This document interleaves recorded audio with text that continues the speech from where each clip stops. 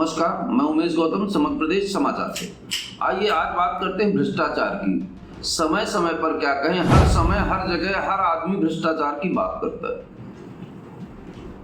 और आप भी, मैं भी, आपके बगल में बैठा, आपके सामने बैठा, आपके पीछे बैठे सारे लोग हर समय, ज्यादातर समय भ्रष्टाचार की बात करते हैं। पर सच्चाई ये है कि अगर हर व्यक्ति को ये ज्ञान हो जाए कि भ्रष्टाचार है क्या है, हमें ये पता नहीं है कि भ्रष्टाचार क्या है, हम केवल भ्रष्टाचार की बात करते हैं और भ्रष्टाचार को होते देखते हैं, भ्रष्टाचार करते हैं, फिर भी सारा दिन यही चिल्लाते रहते हैं कि भ्रष्टाचार नहीं होना चाहिए।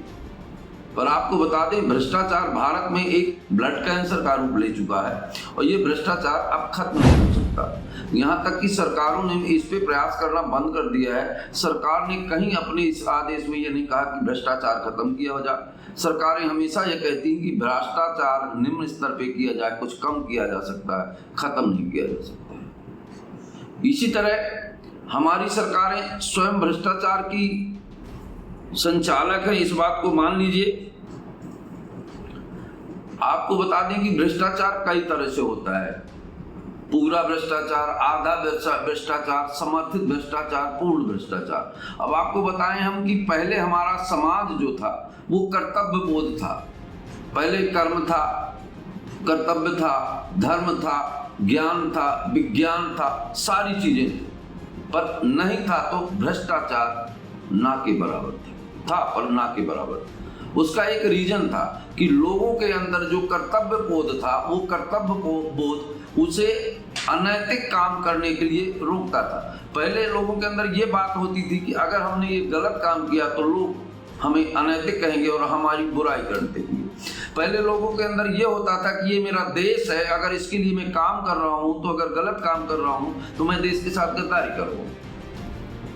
वहीं बदलते समाज के साथ बहुत सारी चीज अपने आप बदलने लगी।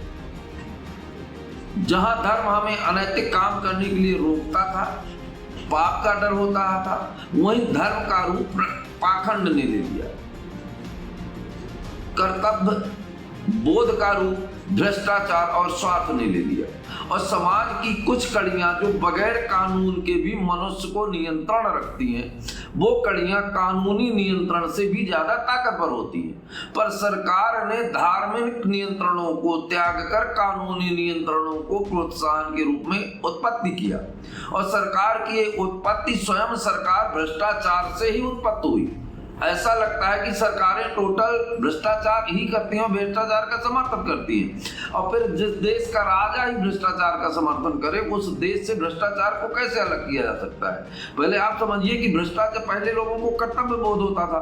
पहले हमारे विद्यालय होते थे, टीचर वहां पढ़ाने जाते थे, उन्हें ये गर्व रहता था कि मेरा पढ़ाया बच्चा कलेक्टर बनेगा। आज टीचर का कर्तव्य बोध रहता है कि 7वां वेतनमान हो जाए, मेरी तनख्वाह इतनी हो जाएगी, स्कूल में खिचड़ी अच्छी बनी नहीं कि चावल अच्छा बना नहीं और मास्टर ने भी वही खाना खाया। शिक्षा का कर्तव्य बोध स्वार्थ की लिप्तता में खत्म हो गया। इसी तरह हर काम में जो ठेकेदार 100 करोड़ इलेक्ट्रिक बोर्ड का चंदा देगा, वो देश में पुल कैसे बनवाएगा, इस पर विचार करना गलत है। इसमें ठेकेदार का दोष नहीं है। ठेकेदार ने तो सरकार को चंदा दे दिया, अधिकारियों को कमीशन दे दिया, तो उसके पास बचा क्या? किसमें अच्छे पुल बनवाए? उसके पास तो बजट ही नहीं बचा। तो भ्रष्टाचार की उत्पत्ति सरकारें स्वयं कर रही हैं। और भ्रष्टाचार के बारे में लोगों को ज्ञान ही नहीं कि भ्रष्टाचार वास्तव में है क्या। हर वह अनैतिक कार्य जो मानवता के विपरीत और समाज के विपरीत और देश के विपरीत किया जाता है, वह भ्रष्टाचार की श्रेणी में आता है। पर आज हमारा कर्तव्य, आज जहां पहले लोग सरकारी पदों में रहते थे कि सरकार के दायित्वों को पूर्ण निर्वाह करके समाज को हमें सुदृढ़ और संगठित और मजबूत बनाना, पर आज सरकार में बैठे लोग शिक्षा और विद्या अध्ययन इसलिए नहीं करते कि हमें योग्य बनना, इसलिए बनना है कि हमें सरकारी नौकरी करना है, सरकारी नौकरी के माध्यम से जमकर भ्रष्टाचार करना है। क्योंकि सरकारी नौकरी में बैठे अधिकारियों को टुटपुंजी नेता तक प्रेशर बना के उनसे पैसे का आहरण करते हैं। ये बिल्कुल स्पष्ट बात है, मैं किसी का नाम नहीं ले रहा, पर ये सत्य है। तो अगर हमें देश से भ्रष्टाचार उन्मूलन किया काम करना है तो पहले हमें भ्रष्टाचार समझना होगा कि भ्रष्टाचार किस तरीके से और कैसे कैसे होता है, और पहले के जमाने में किस तरह से भ्रष्टाचार को कई रूपों में रोका गया था। अब पहले आप सोच लीजिए कि मानव के अंदर मानवता रूपी एक अंश होता था, उस मानवता रूपी अंश के आधार पर भी आधे भ्रष्टाचार रुक जाते थे। लोगों को ये डर रहता था कि अगर मैंने गलत काम किया तो मेरे ऊपर लांछन लगेगा और मैं बदनाम हो जाऊंगा, और वो भ्रष्टाचार करने से डरता था। पर आज आदमी अगर भ्रष्टाचार के माध्यम से बहुत सारी पूंजी कमा लेता है तो लोग यही कहते हैं कि ये बुद्धिमान व्यक्ति था, इसी मास्टर पद में फलाने ने एक घर नहीं बना पाया, फलाना व्यक्ति था तो मास्टर होने के बाद महल बना लिया, कलेक्टर होने के बाद इतनी बड़ी संपत्ति है, थानेदार होने के बाद इतनी संपत्ति है। तो यहाँ जो ईमानदारी और बुद्धिमानी ईमानदारी से काम करता है वो मूर्ख कहलाए। समाज की ऐसी अवधारणा सरकार ने बना दी। अब पहले की अवस्था था, अब बताएं लोगों को कर्तव्य बोध क्यों था? क्योंकि लोगों के अंदर ये भावना थी, सरकारों ने और गड़बड़ करना शुरू किया। वर्तमान में केवल महीने में 2 दिन छुट्टी हुआ करती, अमावस्या के दिन।